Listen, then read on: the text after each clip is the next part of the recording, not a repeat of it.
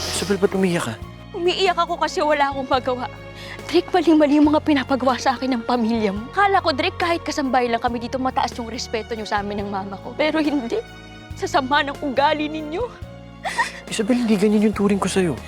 Drake, sige nga, tatanungin kita. Kapag sinabi ko ba ngayon na si Noel ang mahal ko, kaya mo bang respetuhin yun? Gusto kong ipaliwanag sa'yo kung bakit naging ganun ang desisyon namin. At sana makinig ka. Hindi niyo naman po ako pinakinggan Nung sinabi kong ayaw kong i-let go si Mama. Yung pamilya bang hahayaan na lang mamatay yung isa?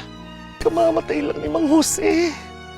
Sa palagay mo ba, gusto ng lola mo na mawala na naman ng isang mahal sa buhay? Hindi niyo na ako mapipigilan. Anong hindi o ayan? Kahit ano pang sabihin niyo, nakapag-desisyon na ako.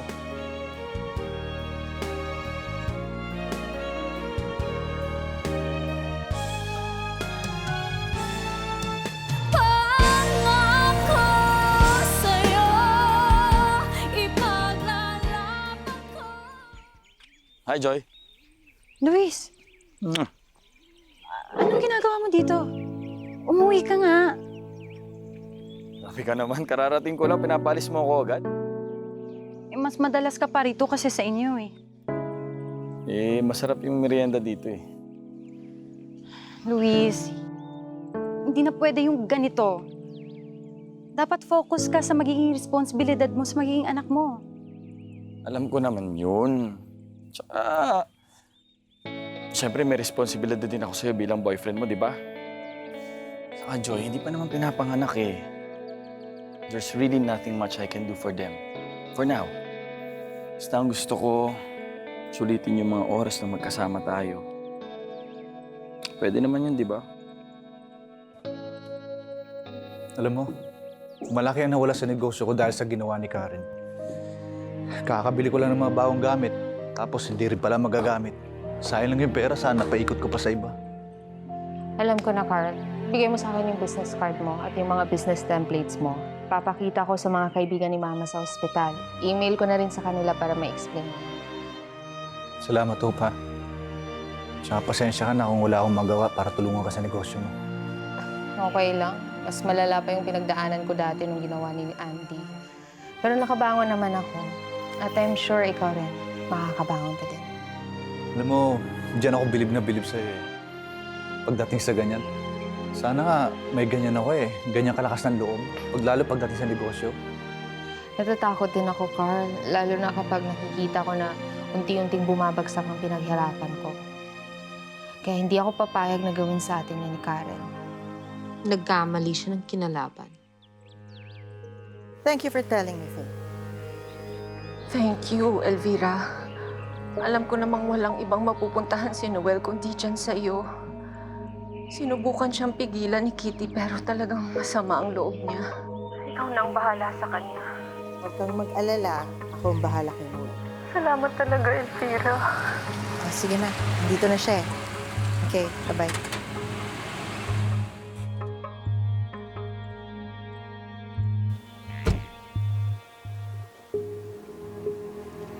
Noel. Lola, pwede pang dito muna ako mag-stay sa inyo. Of course you can stay here. This is your home. You're very much welcome.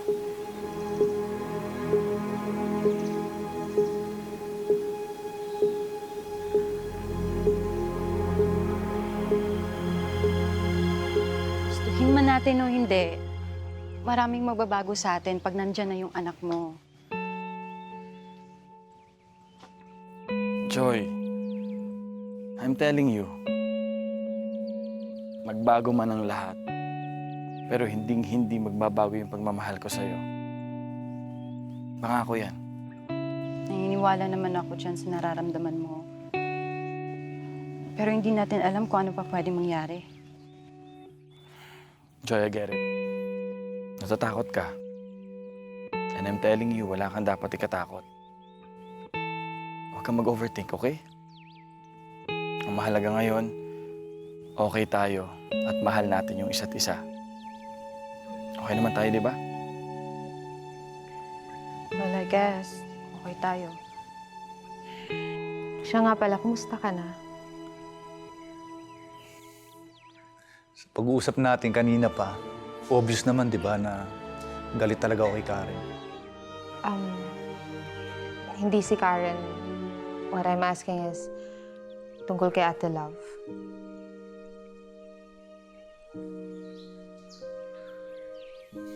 Alam mo, ang totoo niyan, binubuhos ko na lahat ng oras ko sa negosyo para makalimot. Ilang gabi na rin hindi makatulog eh. Ako rin. Ang hirap pala, no? Lalo na kapag alam mong hindi na siya babalik, kahit anong iyak mo pa. Pero Carl, mas nag-aalala ako para kay Noel. Mahal. Noel, okay ka lang ba?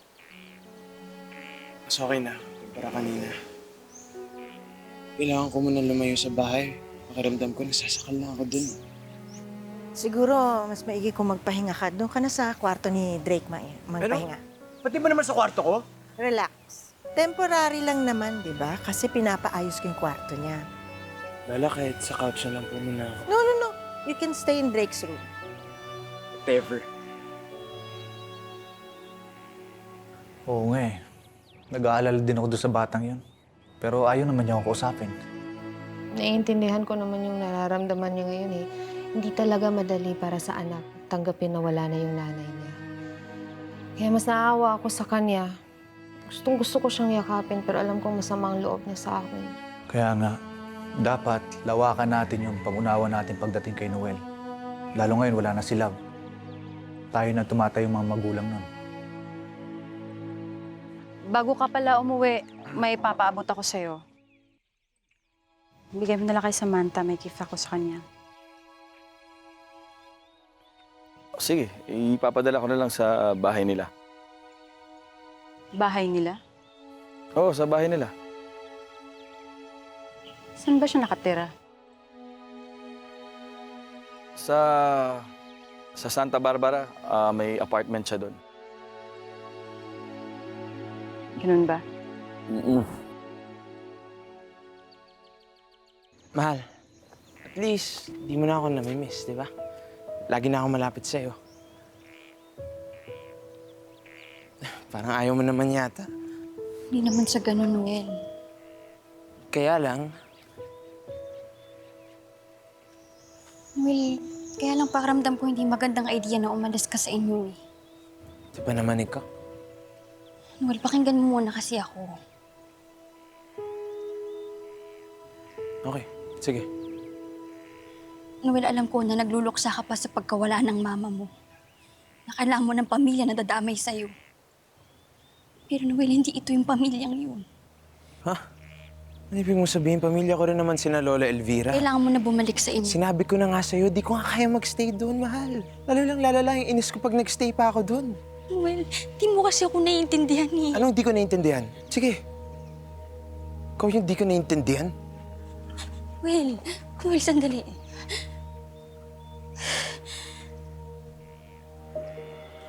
Noel, meron ka kasing kailangan malaman. Ano naman? Pero Noel, bago ko sabihin sa'yo to, gusto kong malaman mo na mahal kita, okay? Tinatakot mo naman ako, mahal. Ano ba yun? Kasi... Isabel! Ma!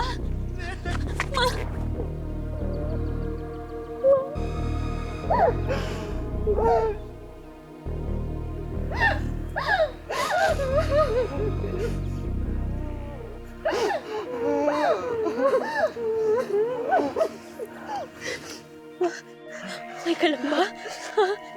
Sawa ng Diyos, anak. Ano po nangyari sa inyo? Bakit po kayo umiiyak? Pasensya na po, Sir Noel. Hindi lang po kami sanay na mag-ina na magkahiwalay. Noel, okay lang ba kung susunod na lang tayo mag-usap? May kailangan na kami pag-usapan ni Mama eh. Sige. Aling Jessica, mauna na po muna ako. Sinaktan ka ba nila? Anak, akala ko hindi na kita makikita.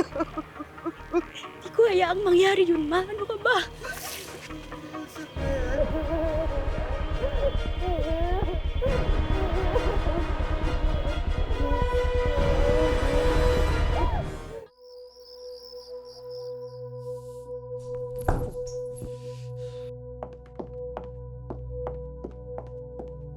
Anak, are you okay? Ma, pati ba naman kwarto ko gusto niyo ibigay kay Noel? Anak, wait. Anong ibig mong sabihin, anak? Ma, naglayas si Noel. And dun sa kwarto ko pinapatulog. Sabi ni Lola, inaayos pa doon yung kwarto niya. I know she's lying! Dami-daming guest rooms dito. Ano ba gusto niyo mangyari? Please keep your voice down. Baka ginawa niya yun para lalong mahulog ang loob ni Noel sa atin ulit. And you know why we're doing this, right? Intindihin mo na lang ang lola mo. Hindi ko sa Lola. Drake, please, quiet. Anong mapapala ako sa kakasunod sa inyo, ha? Wala naman akong karapatan sa lahat ng to. Hindi totoo yan. Listen to me. Kapag nakuha ni Lola Elvira mo ang parte ni Noel ng kayamanan, papartehan niya tayo. I'll do what you want. But on one condition. Ano yun, anak? Give me my share once you get it from Noel. Para makalista ako sa impyernong bahay na to! Bawiin mo yan! Ma, anong nangyari? Naglayas na naman si Noel. Ngayon alam ko na kung bakit nag-frustrate si Ate Love sa kanya. So stubborn. Mai-report na ba natin sa police? Wag. Alam ko naman kung saan siya nagpunta eh. Kina Elvira? O tara, puntahan na natin siya. I just meant every word I said. I will give you the money once it is with us, okay? Hindi mo naman kailangan umalis, anak eh. Tayo naman yung hindi magkaaway dito. What's the point of me staying here? Wala naman akong kalaga sa inyo. Anak, it is all an act. Okay? Ilang beses ko ba kailangan ipaalala sa'yo yon? Please! Para sa kabutihan mo to, anak. Kaya ko to ginagawa. Kabutihan ko. O kabutihan nyo! Jake, mahal na mahal kita. Hindi ko kaya kung pati ikaw mawawala sa akin, anak. Inisip niyo yan bago kayo nagsinungaling sa akin. Drake, please. That's my condition. Kung hindi niyo kaya, sasabihin ko kay Noel lahat. Okay, anak. Sisiguraduhin kong ibibigay ko yung share mo, okay? Magiging mabait ka lang kay Noel. Never! Drake! Pero hindi ko sasabihin sa kanina nalalaman ko. Yun lang kaya kong gawin sa ngayon. Ate, teka lang. Bakit? Gabi na o kailangan na natin umalis. Pati kaya nga naglayas si Noel dahil malamang masama pa ang loob nun. Anong gusto mong sabihin? Baka mas makakabuting hayaan muna natin siya. Kahit ngayong gabi lang. Baka kasi pag pinilit pa natin, mas lalong magrebelde. Hope, tama si Joy. Pabayaan na muna natin si Noel. Anyway, nandun lang naman siya kina Elvira. At least, he is in safe hands. Drake. Pasok na ako ah. Uy, pasensya na pala na makikigulo pa ako dito sa kwarto. Pero okay na rin yun, di ba? Para makapag-usap na ulit tayo. Pwede ba, Noel? Hindi mo kailangan magbait-baitan. Wala si Mama and Lola dito. Drake naman, hindi ako nagbabait-baitan. Gusto ko lang naman talagang magkaayos na tayo ulit eh. Di ba wala kang online class bukas? Gusto mo mag-video games tayo buong gabi? Naglaro ka mag-isa. Drake, please. Alam mo, gusto mo matulog dito sa kwarto? Suit yourself. Doon ako sa kwarto ni Mama matutulog. Drake, wait. Sorry. Sorry about Isabel. Sabihin mo lang kung anong pwede kong gawin para makabawi sa'yo. Hindi na talaga kayang i-give up si Isabel. Alam mo kung ano gusto ko? Gusto ko mawala ka sa buhay ko. Drake naman. I don't mean that. Yes, I do. Simula nung dumating ka, nagka-leche-leche na lahat. Ano ko sinira buhay mo? You have no idea. Kung ano man yun, please, gagawin ko lahat para lang magkaayos ulit tayo, Drake. Even if I tell you, wala kang magagawa.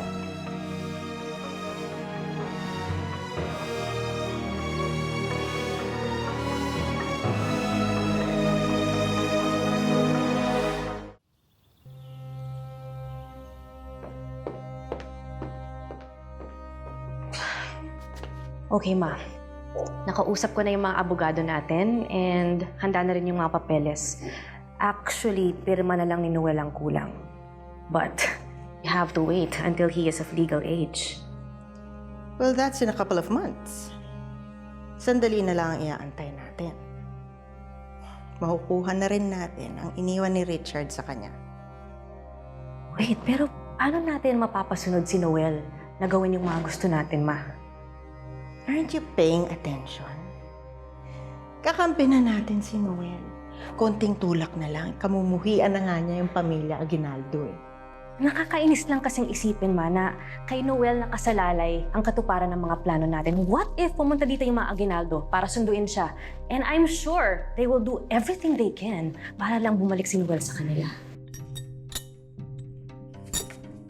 Joy, anong ginagawa mo rito? Bakit di ka nagsabi? Sorry ha, kung hindi ako nakapag-appointment sa'yo. Hindi naman yun ang ibig kong sabihin. Gusto ko lang makausap si Noel. Tulog si Noel eh. Gusto mo, ihatid ko na lang siya mamaya. Tara, sumama ko mag-breakfast tayo. Hindi na. Nakakain na ako. Dito ko na lang antayin si Noel. Then we will do everything to stop them. And besides, I have a plan. And what is your plan again? Well, Karen, lalayo tayo sa kanila. Pero kasama natin si Noel. Gusto kong maramdaman nila kung anong pakiramdam nung nilayo nila si Noel kay Richard.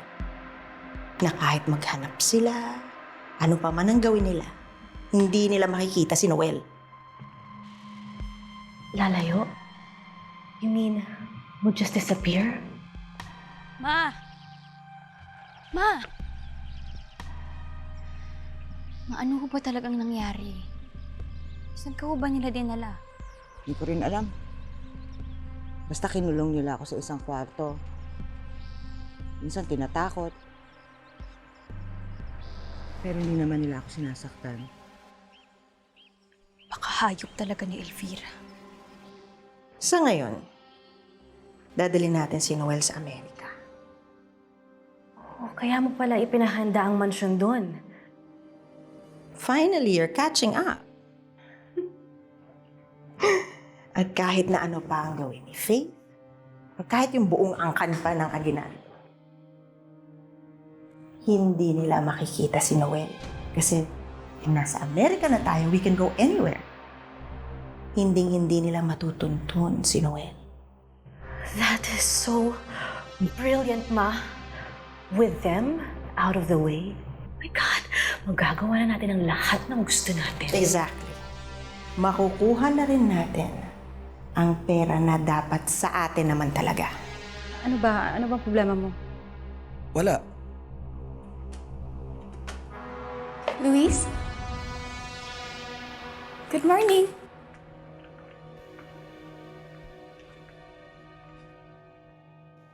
Good morning, Samantha. Hiniling ko sa'yo, anak. Takot ako sa kanila. Sa maaaring gawin sa atin ni Elvira. Kailangan na ho nating tumakas dito, Ma. Kapag nakakuha tayo ng pagkakataon, tumakas na ho tayo. Buti na lang talaga. Kinunan ko ng passport at visa tong si Isabel. You know naman, I don't like traveling without my help. Oh my God, but Ma, alam mo naman na hindi lang kasambahay ang tingin ni Noel kay Isabel. I know. But anyway, who would have thought that investing in a muchacha would pay off? Oh my God, I am just so excited about this. So, are we all going? Parang sarap ng gising natin ngayon, ah. Oo, wala na kasi yung morning sickness ko. Sige, iwanan ko muna kayo, ha.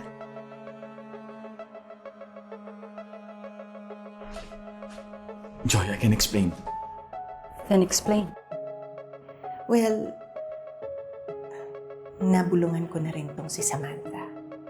Para alam mo na, masaktan niya si Joy kasi biglang mawawala to si Luis. Alam mo naman, gusto kong saktan ng bawat miyembro ng Aguinaldo clan. Finally, Malalayo na tayo sa salot ng pamilya mo.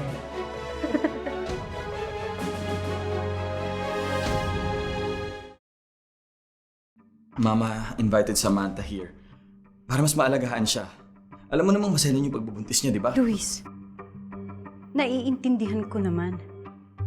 Pero ang hindi ko maintindihan kung bakit kailangan mo pang magsinungaling sa akin. Ilang beses na kita binigyan ng chance para sabihin sa akin yung totoo. Pero hindi mo ginawa. Joy, humahanap na ako ng tiyempo. Tiyempo? Ang tamang tiyempo, nung tinanong kita kung saan nakatira sa Samantha. Alam mo ba kung gaano kahirap sa akin panoorin ka nagsisinungaling sa mukha ko? Joy, I'm sorry. Akala ko kasi mas mabuti na hindi mo alam. Alam ko naman kasi na nahihirapan ka rin sa sitwasyon natin. Kaya, hindi ko muna pinaalam sa'yo. Hindi ko na alam, anak. Takot na takot na ako.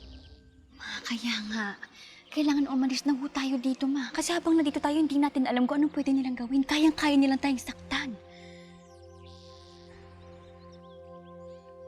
Nakakayanin ko lahat ng pagpapahirap na gagawin sa akin ni Elvira. Pero di ko kakayanin, anak, kapag may nangyari sa'yo sa Bel. Walang mangyaring masama sa akin. Basta umalis na lang ho tayo dito, please, ma.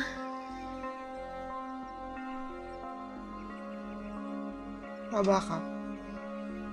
Kailangan na natin umalis, pero paano? Akong bahala, ma. Hanap po tayo ng tiyempo. Ako pong bahala. Okay? Luis, sabi mo sa akin pagkatiwalaan kita. Pero paano kita pagkakatiwalaan kung sa ganitong bagay pala nagsisinungaling ka na? Joy, hindi ko naman intensyon na magsinungaling. Pero hindi mo rin ako pinagkatiwalaan. Kasi kung may tiwala ka sa akin, hindi mo itatangko sa akin to. Joy, I'm sorry. Nagsisisi ako kung bakit ko nagawa yun. I'm sorry, wag na tayong mag-away, please. Bahala ka.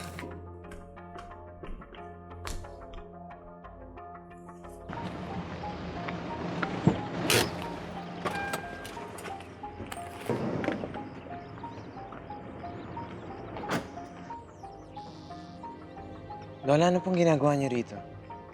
Hindi po ako uuwi kahit anong sabihin niyo. I'm sorry, Noel.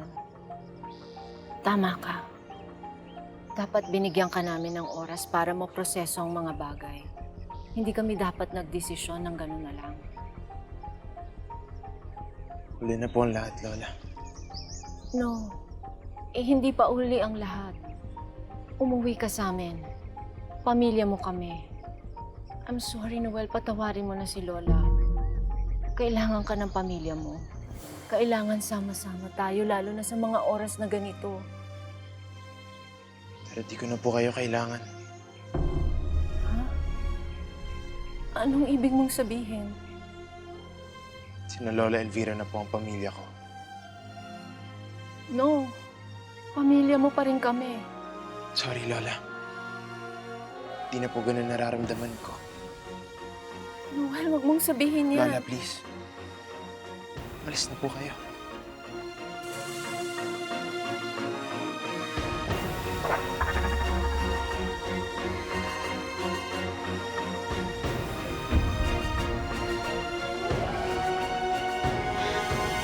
Well, Mahal, bakit? May nangyari ba?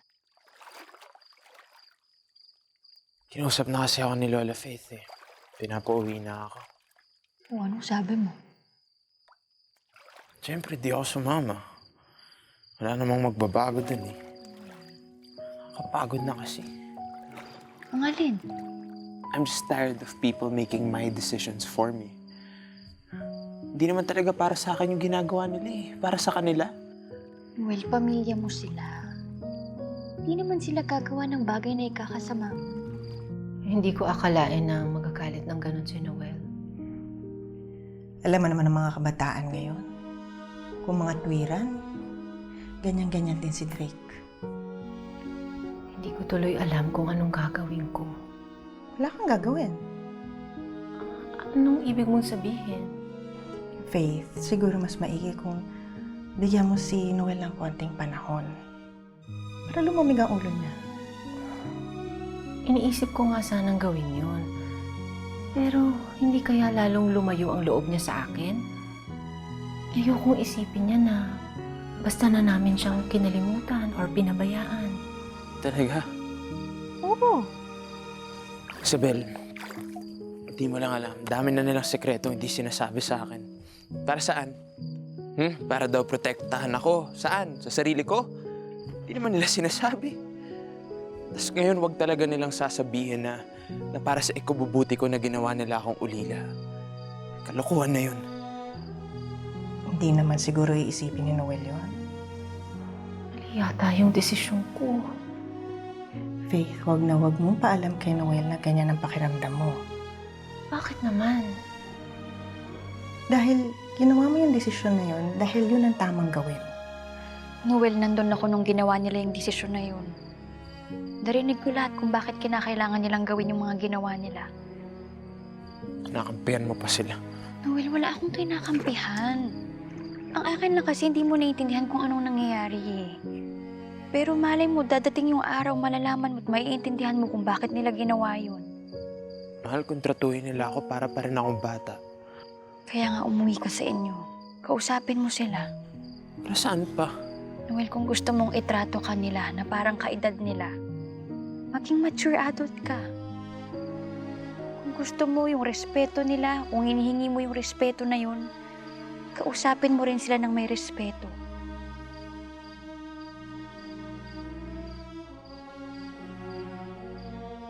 Huwag mo na munang alalahanin si Noel. Ako na bahala mag-explain sa kanya. Pipilitin kong intindihin niya ang sitwasyon. Salamat, Elvira. Sigurado kong makikinig siya sa'yo. Siguro mas maigi, Faith. Huwag mo muna siyang kausapin. Huwag mo muna siyang kumustahin. Ganun ba? Bakit? Ay naku, ang mga batang lalaki ganyan, nagre-rebelde ka agad. Kung sa bagay. Pero huwag ka mag-alala, Faith. Gagawin ko ang lahat para umuwi sa inyo si Noel. I promise you this. Salamat, Elvira. Ganyan nga, Faith. Ikaw na mismo ang magtaboy kay Noel para mas mapadali ang paghihiganti ko sa pamilya mo. Isabel! Isabel! Makakatakas na tayo. Mahal, alas kayo? Magkaaway pala dati si Papa at si Tito Fernan. Ngayon ko lang narinig yan I'm very curious kung bakit gusto mapalapit ni Elvira sa family natin.